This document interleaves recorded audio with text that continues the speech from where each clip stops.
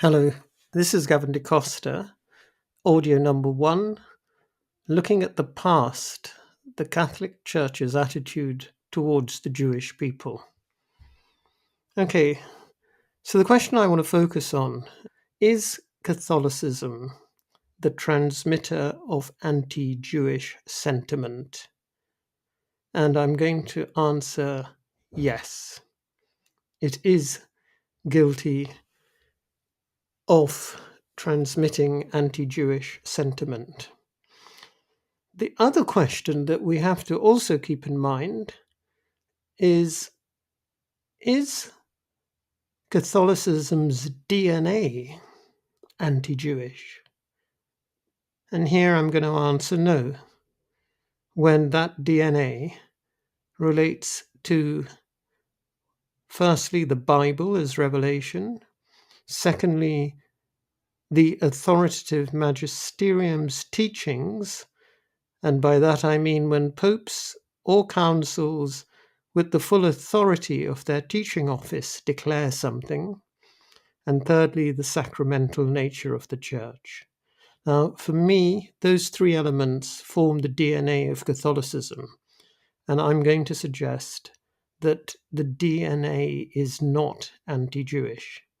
So the answer is yes and no.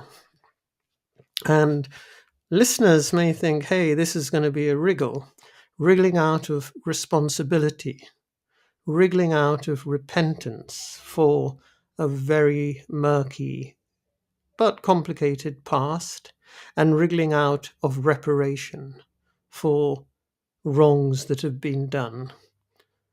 And in no way do I want to avoid those 3 R's. I'm being straight and honest. In my own personal judgment, Catholicism does have the responsibility for transmitting anti-Jewish sentiments. Repentance is required because those traditions are part of who we are and our religious and cultural inheritance. And reparation is something I'm going to turn towards in the third audio, looking to the future. Before I go into looking at the DNA elements, I need to address, quite frankly, the other question that is often put. Was Catholicism in part responsible for the Holocaust? The destruction of the Jewish people in Christian Europe, the mechanical and terrifying liquidation that was carried out by the Nazis, and many other groups who were complicit in this. I'm going to answer this question straightforwardly and say yes, Catholicism was in part responsible for the Holocaust because of individuals, communities, important, significant senior individuals, bishops and cardinals displaying anti-Jewish sentiments. It is equally true and important to stress that others did not, and many Catholics, both individuals, communities, bishops and cardinals, and popes helped and supported Jewish people. Could the Catholic Church have done more to save the Jews from this terrible, terrible fate? The answer is yes. Because if there were, as I have already acknowledged, large pockets of Catholic anti-Semitism, anti-Jewish sentiments, then if those pockets hadn't been there, the toxic tradition, which was part of other elements as well, would not have allowed the Holocaust. Just remember, Germany was a Lutheran and Catholic country, Poland a Catholic country, etc. There were just too many Catholics around and too many Christians around to say this was a contingent or accidental connection. And I want to focus on the two I think, driving forces of the toxic elements within Catholic culture. The first is the teaching that the Jews are cursed because they have killed God, the so-called deicide charge. The second is, as a result, the punishment for this is that they have been condemned to wandering the earth. They have lost their inheritance as the chosen people because of their disobedience and are now a cursed people. They lost their land, and we know that in 72 we have the Roman occupation, and this was all interpreted theologically as part of the wages of sin. Now, those two teachings, in my view, and in the view of many scholars, drove the theological mechanisms of anti-Jewish sentiment because, to put it straightforwardly, it denigrated the Jewish people. It did not afford them full respect because in some sense they had been seen as making a choice to turn their back on the truth. And it led to all sorts of social, political injustices. And in the end, even when the Catholic Church looked at this question in the document we remember in 1998, it said quite clearly that there were many Catholics at all levels involved in anti-Jewish actions, as well as Catholics at all levels who helped and supported Jews. But there is no denial of complicity within Catholicism. There is an interesting argument put forward in that document, which is a debate that continues, that a form of neo-paganism that drove the Nazi ideology was far more profound a factor because that form of neo-paganism also eventually had in its sights the eradication of Christianity because it was opposed to much of the neo-pagan ideology of the Nazis. Okay, lots of scholars have different views on that, but I want to start with that kind of messy, dirty, repugnant sheet whereby there is no getting away from anti-Jewish sentiments based on those two theological drivers. But you remember I asked about the DNA. And this is crucial because, in my view, if the DNA is intrinsically anti-Jewish, there is no point remaining a Christian. And eventually, this is the view that is taught by the Catholic Church today, that anti-Semitism is incompatible with discipleship of Jesus. But that's going to be part 2 and 3. So let's look at the Bible.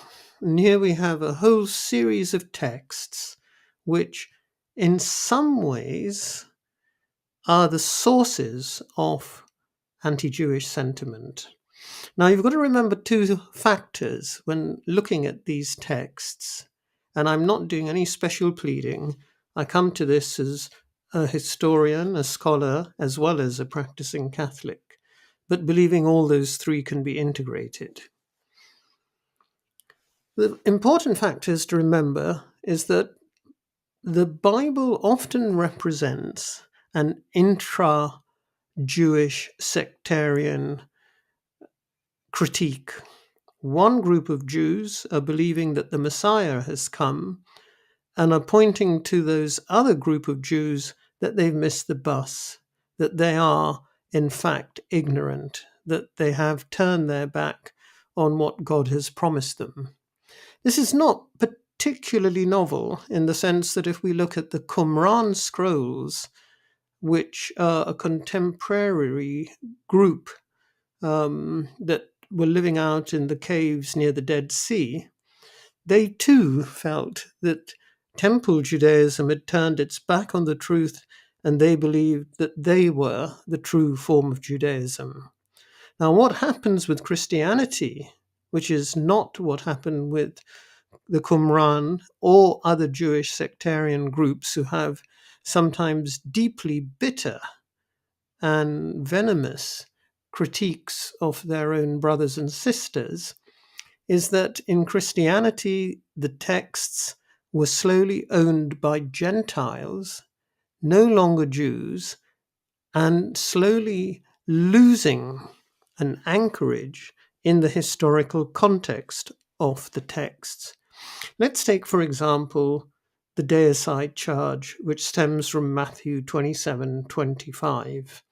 And this is during the trial of Jesus. And I read here from the King James Version, "When Pilate saw that he could prevail nothing, but rather a tumult was made, he took water and washed his hands before the multitude, saying, 'I am innocent of the blood of this just person. See ye to it.'" Verse 25 goes on, "Then answered all the people and said, 'Let his blood be on us and on our children.'" This is the blood curse, where in effect the Jews who are rejecting Jesus take on the full responsibility. Let his blood be on us and on our children. The text also has the line, "Then answered all the people." Now remember, it couldn't be all the people technically speaking. It could be the people who were out there, but Jesus himself was Jewish, his disciples were Jewish, and it does not make sense to refer to all the people as the Jews, because actually there was a great deal of division on this question. It also doesn't make sense to apply it in that fashion because there were limited numbers in Jerusalem at the time, and certainly not all the Jewish population. But it was this verse, "Let his blood be on us and on our children," that got interpreted by the tradition that was predominantly Gentile from the 3rd and 4th centuries to see the Jews as guilty of God's death, the deicide charge. And the tradition built up elements that the punishment for this is that they are replaced by the new Israel, i.e., the church, i.e., Gentiles, with virtually no Jews any longer, and that they have suffered the loss of their land, inheritance, and the promises that were made to them. Now, what's really difficult and painful, more for Jews, but in a different way for Christians, is that every Easter, when this passage was read publicly, that attacks against Jewish communities and synagogues increased. People quite literally came out of church and would go and set fire or attack Jewish communities. The question we have to ask is the Bible intrinsically anti-Jewish in this verse, or is it the use of the scripture later on which takes it out of context and actually misreads it? Now, in no way am I wanting to argue that the responsibility isn't to be held by Christians. The point I'm trying to make here is that if we see the Bible itself as containing faulty DNA, transmitting anti-Jewish sentiment, we are in a really difficult and, in fact, impossible situation. Of course, to develop this argument, I would have to go through numerous biblical passages that have been key in transmitting anti-Jewish sentiments. For example, in John 8:44, he Jesus seems to call the Jews who reject him, quote unquote, the children of the devil. You belong to your father, the devil, and you want to carry out your father's desires.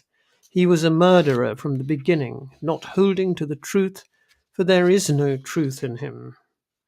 Now again, John 8:44 was key in viewing historically the Jews as a cursed people. In fact, cursed very much by Jesus, the founder of the Christian faith. But of course, remember the context. Was Jesus really cursing all those Jews everywhere who didn't even know him, who didn't even reject him? And we also have to read 44 with the other biblical theme, Father, forgive them, for they know not what they do. That they didn't perhaps know quite who Jesus was, etc. But regardless of that complexity, this can't be applied to all Jews. It just doesn't make sense. Furthermore, modern biblical scholarship has suggested that John is using a term here when he is referring to the Jewish people in terms of a geographic region, not applying to the whole. The author of the book of Hebrews, that used to be seen as St. Paul, but now most scholars do not think that, is also often seen as a high point of anti-Jewishness and seen to be underwriting what is called supersessionism or replacement theology. Other scholars argue that it's actually part of an intra-Jewish polemic. Again, you can see the complexity, and you can see that it's very difficult, in my mind, to make a clear case that the DNA, the Bible, biblical revelation, is itself anti-Jewish.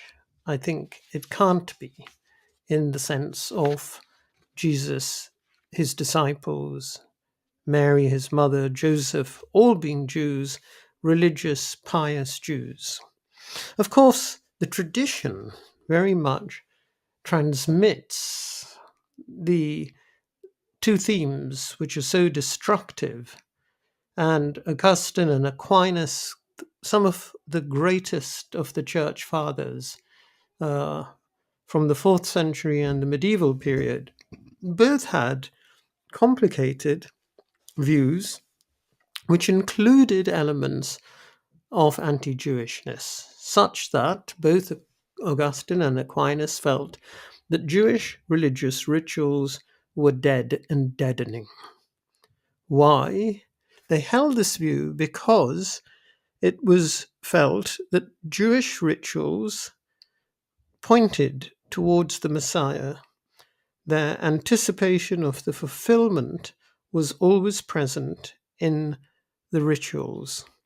But the Messiah had come, and therefore practicing those rituals acted as if the Messiah had not come, and in fact, in the knowledge that the Messiah had come, it was an explicit denial that Jesus was Messiah.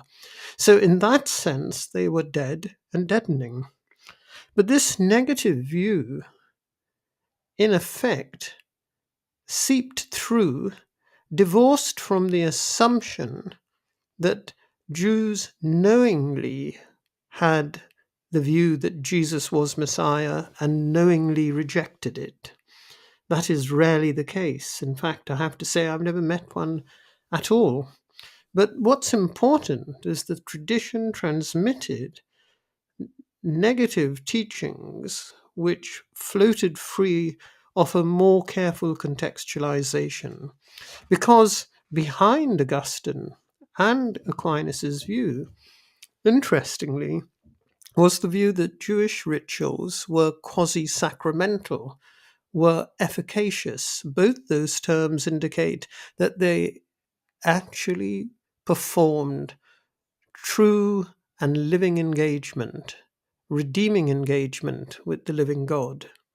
So when we come to audio 3, looking to the future, we see curiously a retrieval of some of the positive sides of the tradition that ran hand in hand with the negative. Okay, I need to come to a conclusion now. And one of my contentions had been that the Bible and the magisterium, in its formal teaching capacity, cannot be seen to be guilty of anti Jewishness. Don't get me wrong, many popes said lots of things that can be understood properly as anti Jewish. Many popes operated with the two assumptions that I mentioned that were corrosive and toxic within the Catholic bloodstream. But no pope or council formally declared those teachings in an authoritative magisterial way. Now you might say, well, so what? The destruction was done, the damage was done. And this is the really important point I want to conclude with. I do not want to deny anti-Jewish elements in the bloodstream. I do not want to deny that those have been pervasive, corrosive, and present pretty well until 1960s. And that is a huge, huge blotch on the Catholic Church's copybook. But it does not mean that the Catholic Church formally, the DNA is corrupt or faulty. It does not mean, therefore, that the Church has erred from the truth. And it also means that the later attempts since 65 to develop a positive teaching are grounded, in a sense, on the continuing authority of the magisterium. All I've said is highly contentious. I want to finish with a 2015 quote from a Vatican document which acknowledges clearly the murky and painful and bloody history. On the part of many of the Church Fathers, the so-called replacement theory or supersessionism steadily gained favor until in the Middle Ages it represented the standard theological foundation of the relationship with Judaism. That is, the promises and commitments of God would no longer apply to Israel because it had not recognized Jesus as the Messiah and the Son of God, but had been transferred to the Church of Jesus Christ, which was now the true new Israel, the new chosen people of God. Well, that 2015 document makes it clear that this tradition is now being called into question and was wrong, plain, straightforward wrong. That requires a deep, deep repentance and a deep investigation into our tradition to ensure that anti-Judaism and anti-Jewish sentiments are never again part of Catholicism in the way that originally they never were. Thank you for listening. This is Faydra Shapiro, and I'm here to speak about the Catholic past in terms of Catholic-Jewish relations. And I'd like to begin by noting that Gavin DaCosta has spoken extremely honestly and clearly about the Catholic record. But there are some points that I feel compelled to add from a Jewish understanding. I'm going to begin with a point that I'm going to make again later. When it comes to anti-Semitism, it's important for Catholics to understand that any document or statement is really insufficient for Jews. Documents, statements, and official teaching they're interesting, and they certainly tell us something important. But Jews live with results, not doctrines. And doctrines, as I'm sure listeners will agree, often have less impact on the Catholic faithful than we might think or like to imagine. So, what I'm going to speak about is not to dispute Gavin's assertion that anti Judaism is not part of the DNA of the church, although I'm probably less certain of this thesis than he is, for reasons that I expect will come up in our discussion. But I see this not to try to prove that Catholicism is somehow foundationally or essentially anti Jewish, but to gain a stronger understanding of what we Jews, what we carry in our collective memory when we come into relationship with Catholics. So, yes, the church didn't require anti Judaism as a belief or practice, but popular Catholic practice was, in fact, profoundly anti Jewish and anti Semitic. And while those actions were sometimes condemned by Catholic leadership and even popes, that wasn't really a game changer for the actual bodily Jewish experience. Now, I don't want to delve too deeply into the question of the New Testament because it's quite a complex one, but I will say this. We can say, and I think justifiably, that the New Testament is not necessarily anti Jewish. And we can and should bring sophisticated historical, linguistic, and literary approaches to show why that's the case. But most Catholics, both historically and today, do not have the tools or the dedication necessary to carry out those kinds of readings. And frankly, neither do Jews. So when we read John 8:44 or Matthew's condemnation of the Pharisees in chapter 12 or his account of the Passion and the Jewish blood course and on, what Jews hear is a thundering hostility. And it's important to remember that we read these accounts through our historical experience of the church, which has been one of significant persecution. I mean, we could speak forever about what those New Testament passages really mean.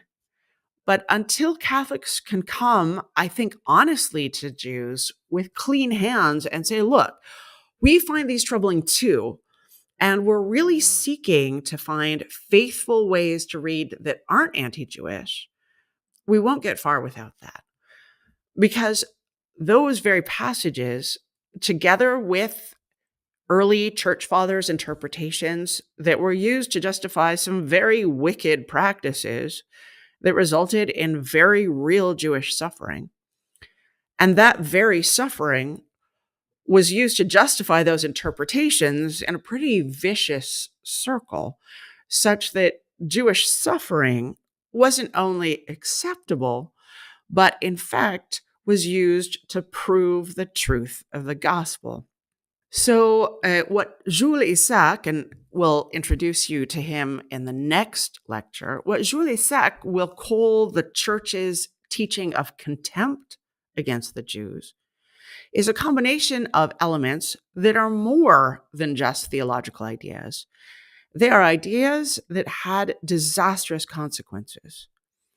The idea that the Jews were responsible for killing Jesus, that they had forsaken God's covenantal promises, which were now replaced with the new covenant, that Judaism had become obsolete and no longer had any significance with the coming of Christ, that God continues to punish the Jewish people for their rejection and killing of Jesus, and that God continues to sustain the Jews homeless and suffering to serve as a witness to the truth of the gospel.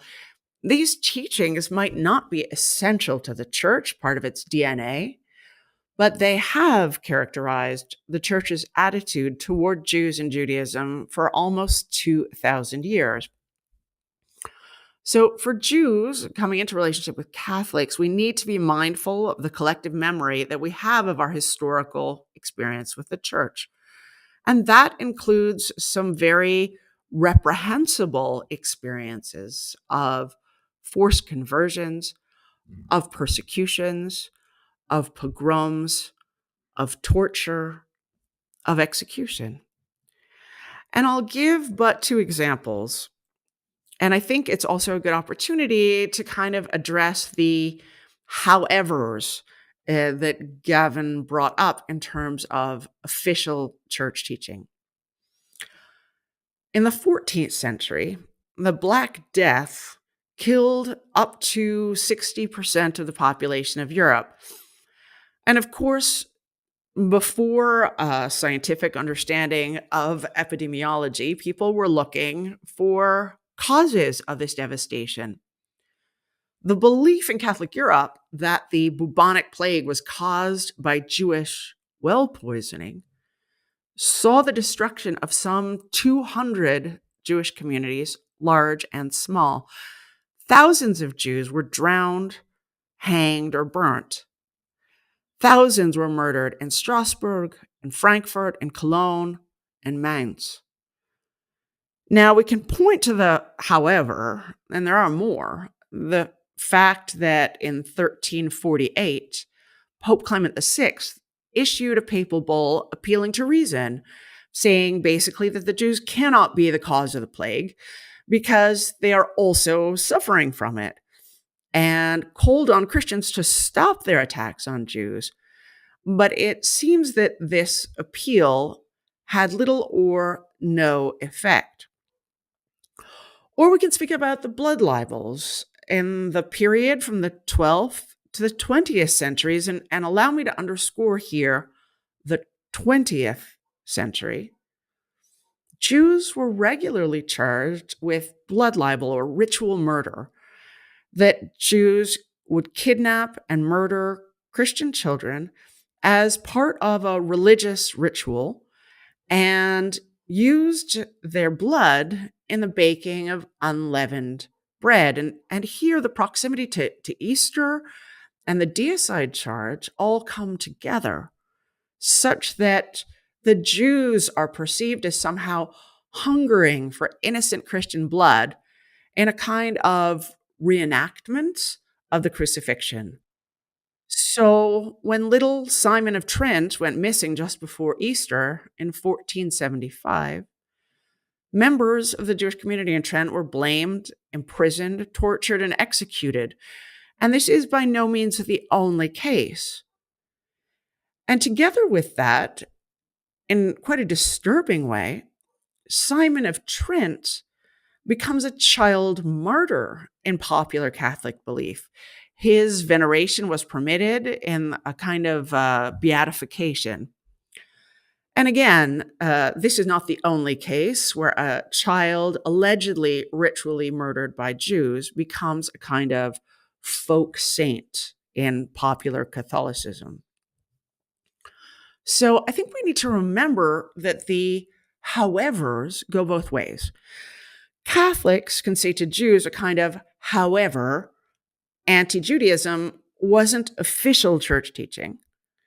And Jews can say to Catholics, however, that didn't really help the Jews very much. Both are true. And it seems to me that it would be good for Jews to understand more of the Catholic howevers, that anti-Judaism was often more popular than doctrinal. But it is essential for Catholics to understand more of the Jewish howevers, that in fact, the major threat to Jewish safety and survival in this period came from Catholics, such that the good news has in fact constituted some very bad news for the Jews for most of our history together. Hello, I'm Gavin DeCosta, and it's a great pleasure to be talking with Faydra Shapiro on this first audio. So Faydra, I just want to start by saying it was important for me to hear your howevers and to remind me that the kind of my doctrinal attempt to focus on what's important may be like slightly irrelevant in the face of a constant culture in Christianity where Jews have been battered and killed and given a kind of civic, social, political treatment that calls for nothing but just stopping in my tracks.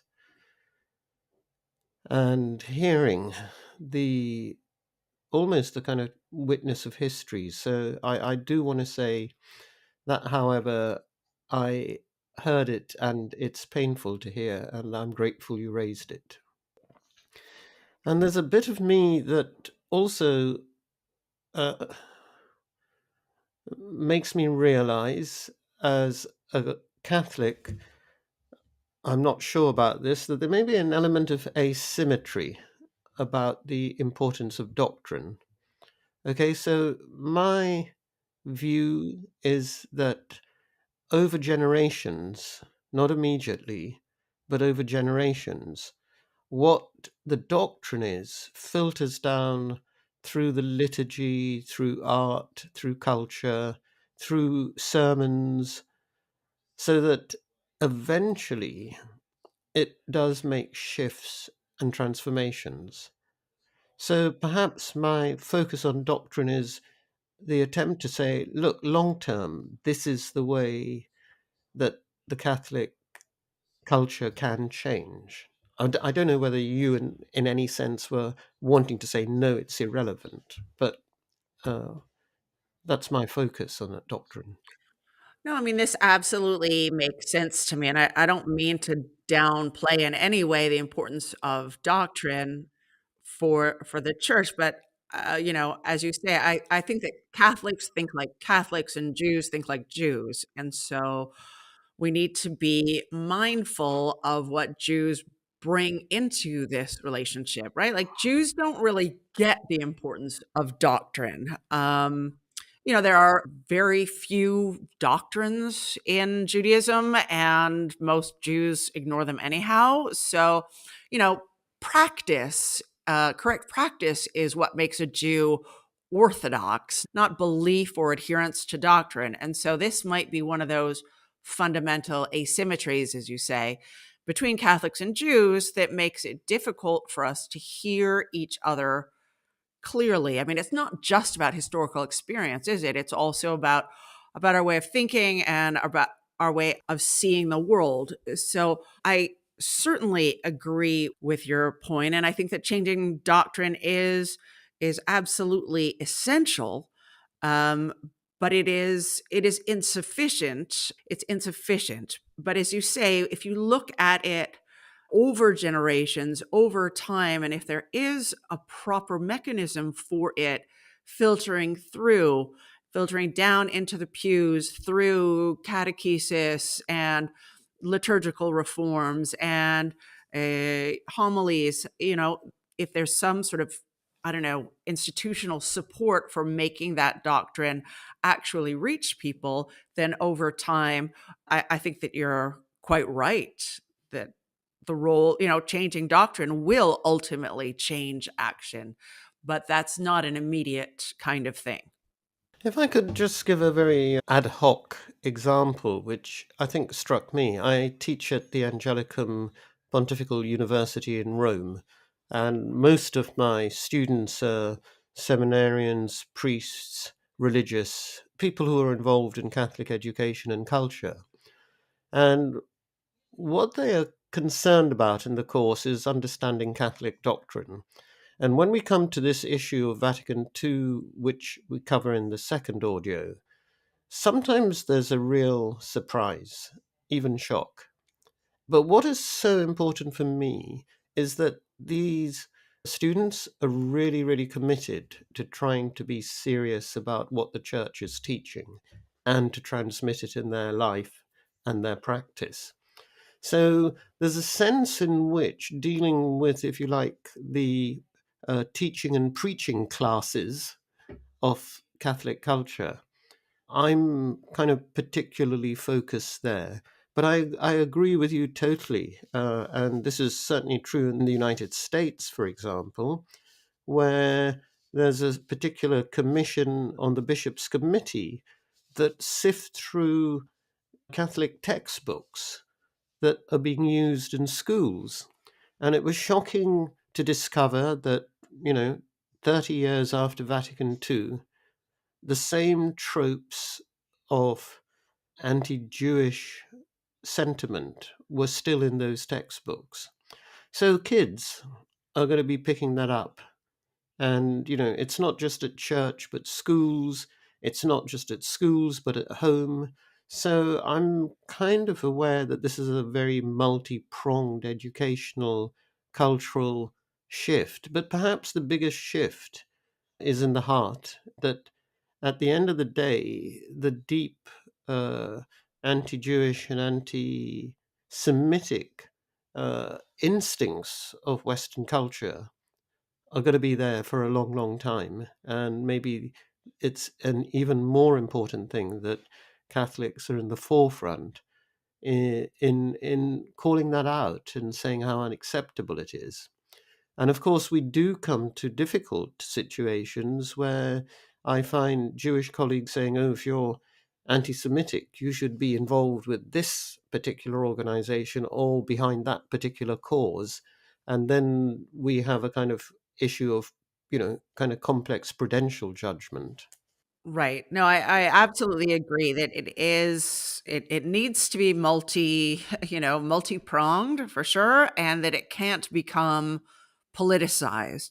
I mean, in some ways, we can think about, I think, anti-Semitism and the church as sort of like an autoimmune disease.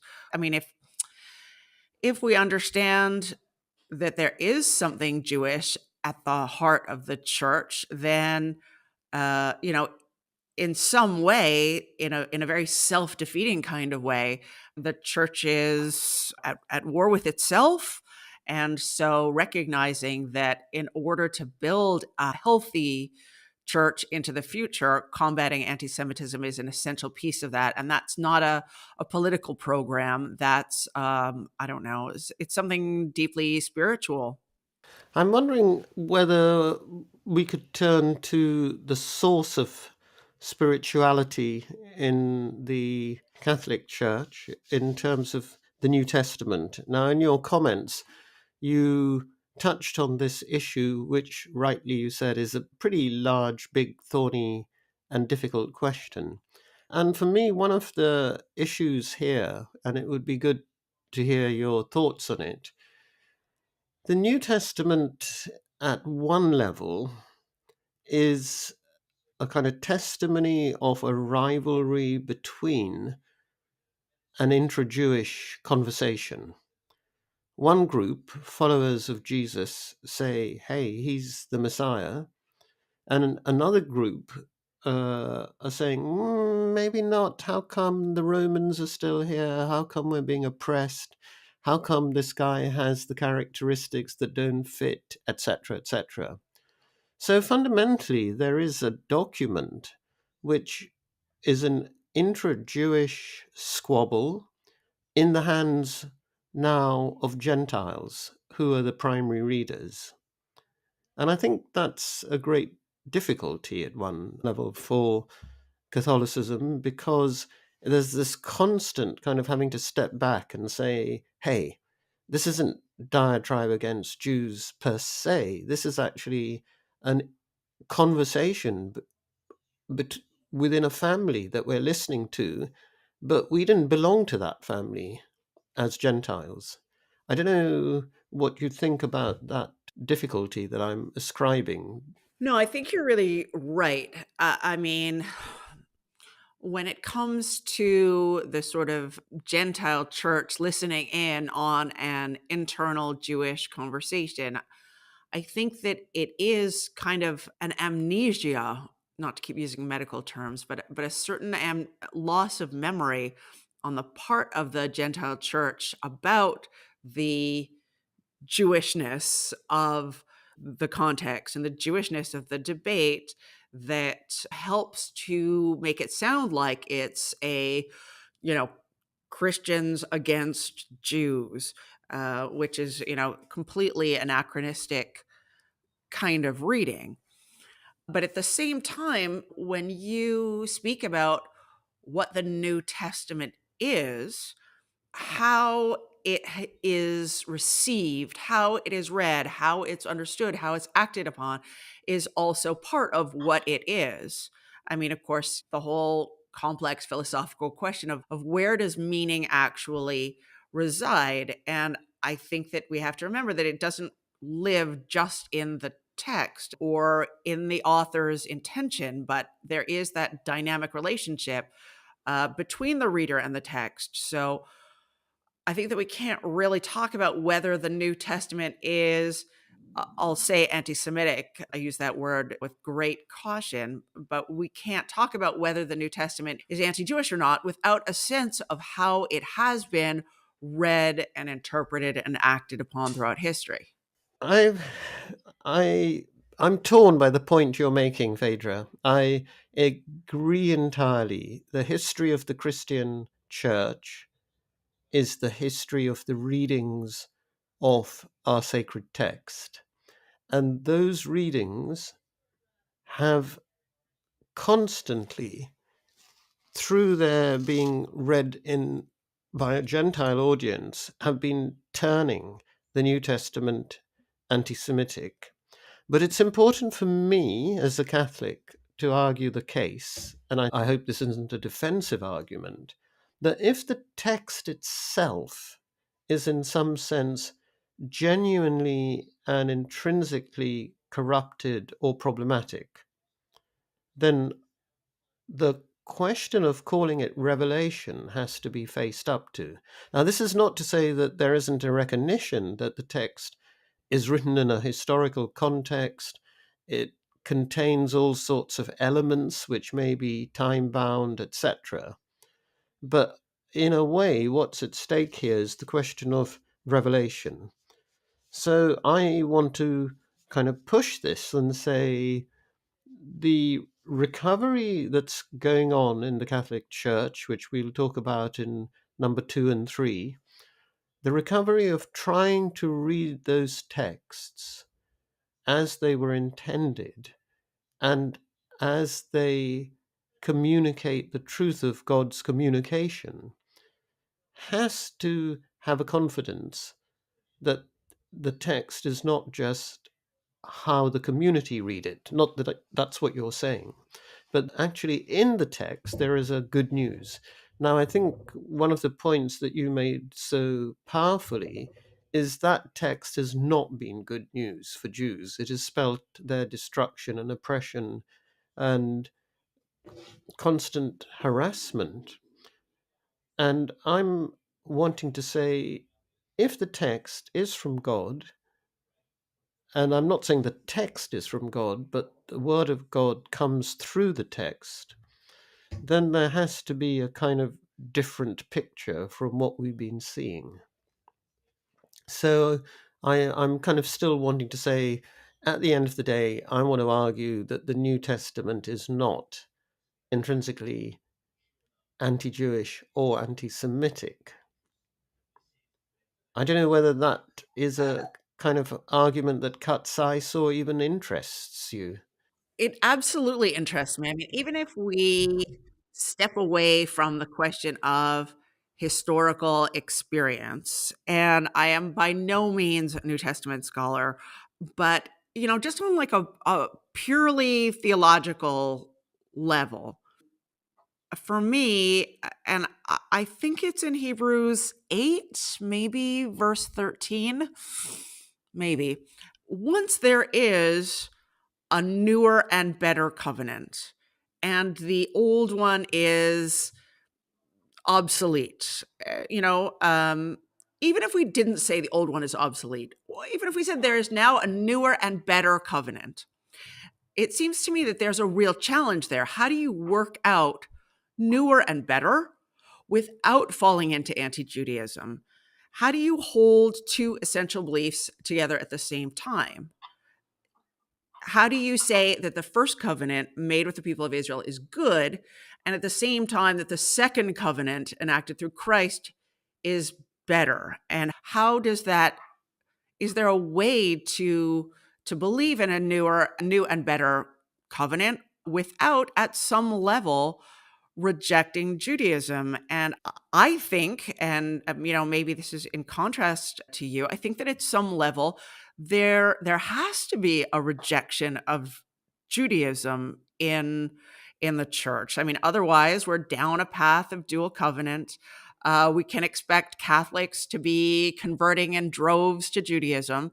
And I am not sure that we need to be afraid of this kind of anti-Judaism. I mean, it seems to me that it is the basic prerogative of a tradition to believe that it holds the truth and that other religions do not hold the same fullness of truth. And maybe here we're getting into that question of what is anti-Judaism and what is its relationship to anti-Semitism. I'd be interested to hear what you have to say about this, Gavin. I'm not really sure, is what is what I wanted to say. I think you're kind of going to the nub of the matter, which we'll pick up in audio 3 in terms of the future relationships. But it seems to me that you're raising a question which is very profoundly difficult for Catholics. In some sense, has an equivalent type of question in the Jewish tradition, which we could go into or not, which is that if you believe that there has been a true communication of God, which brings a people into a living relationship, there are going to be, by virtue of that, contrary communications in the world and in culture that you're going to have to say, not sure that seems to be from God. Okay, so the traditions we both share against idolatry are very powerful, that there cannot be a worship of anything but God. Now, the relationship then between the Jewish followers of Jesus in the New Testament and those Jews who were not following Jesus is certainly a very, very mixed one. There's a critique going on. There's a complaint going on saying, hey, you guys are not being faithful to the covenant you've been given. Now, the issue then hinges right now on whether this meant that that covenant made by God to his people is dead and deadening, which is the kind of way in which Christians developed the tradition in patristic and medieval period, or whether, in fact, Paul and strong elements of the New Testament were not saying it is dead and deadening, but there is still some, if you like, response that could be made to this figure who is the Messiah. Now, when we come to that platform number 1, which says this religion is not irrelevant or erased, that the covenant always exists, which is what Paul is saying, we come to the new level of the difficulty, which I think you're rightly focusing on. And I'm going to be really crude. It's like saying Christianity is the equivalent of the iPhone 13 and Judaism is the iPhone 8. It does the job. You can communicate with God, but it doesn't have such a fabulous camera. I shouldn't be advertising for Apple here, but there's a sort of like really super model which contains and continues with that past, but upgrades it. And I think then the question becomes, is that, from Christianity's viewpoint, anti-Jewish, anti-Semitic? Now, it's a thin line, and I'm going to just say this and then you can come back. In Dignitatis Humanae, another document on the Second Vatican Council, and we'll be speaking about the Council in the next session, it makes it totally clear that while one may disagree with others or even see that they are in error, and that's not in relationship to Judaism, it's just, in general, nothing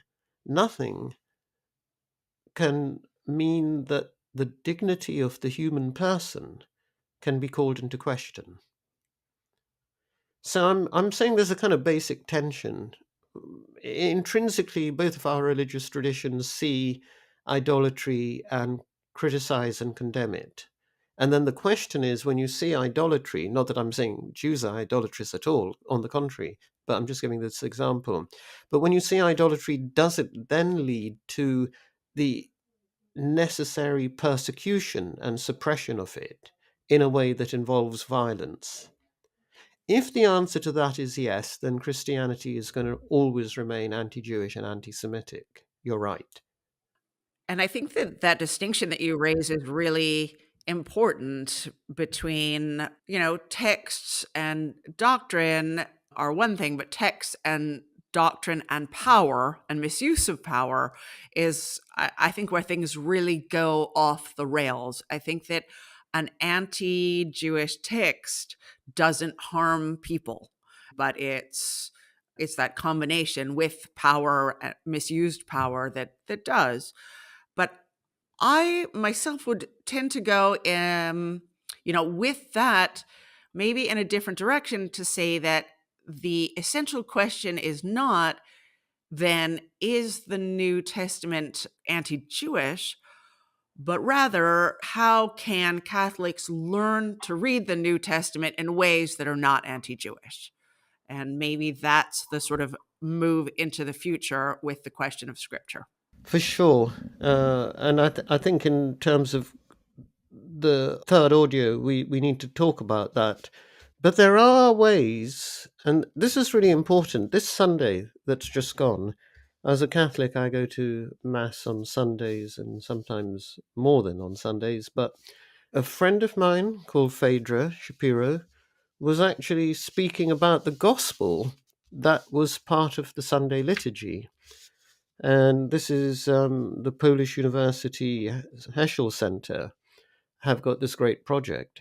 And what was such an amazing thing was to listen to a Jewish voice reflecting on the New Testament. And, I'm not just saying this because Phaedra happens to be here, but it did make me realize the Jewish context shifted so much in how to receive it. And after listening to Phaedra, I listened to Bishop Robert Barron, who's one of my favorite Sunday preachers. I should say, if my priest at the local church listens, I listen to him as well. But I like just getting a few inputs on Sunday.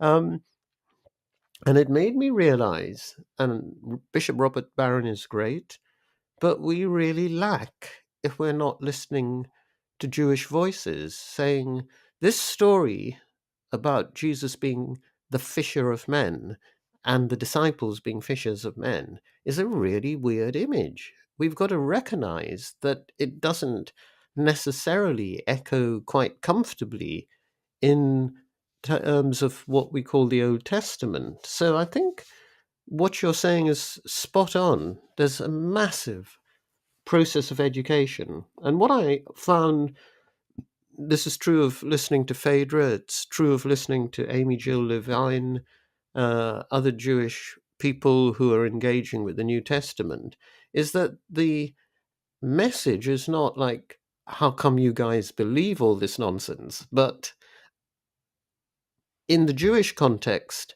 there are a lot of other echoes going on that you're missing. So that will come in session 3, but I'm in agreement that learning to read our scripture is just a new part of a kind of process that's beginning for Catholics.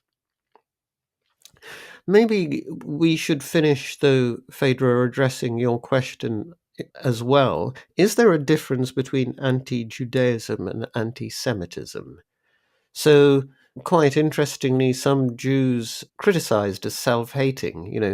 They're Jewish, but they have certain views that are then seen as anti-Semitic. Gentiles can be criticized for being both.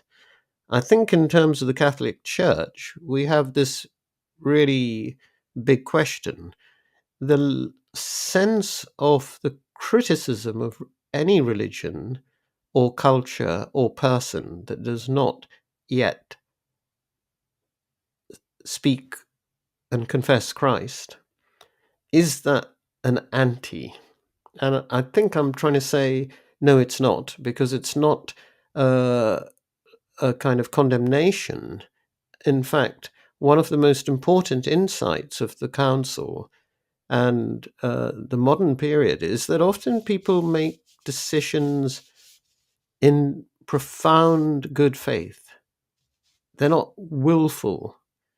My sense is that I've never met a Jew who ever says, yeah, I see that Jesus is the Messiah, but I just don't want to follow Jesus. I've just never met that. So it's about taking the good faith seriously of a person's path and learning from that how to respect and hear how God is moving that person. But I'll let Faydra have the last word for this. Wow. Okay. Thank you, Gavin. That's quite a dense topic, and I'm sure that it's one that we will be getting to address in our third session into the future. For now, this is Faydra Shapiro and Gavin DaCosta. Thank you very much for listening.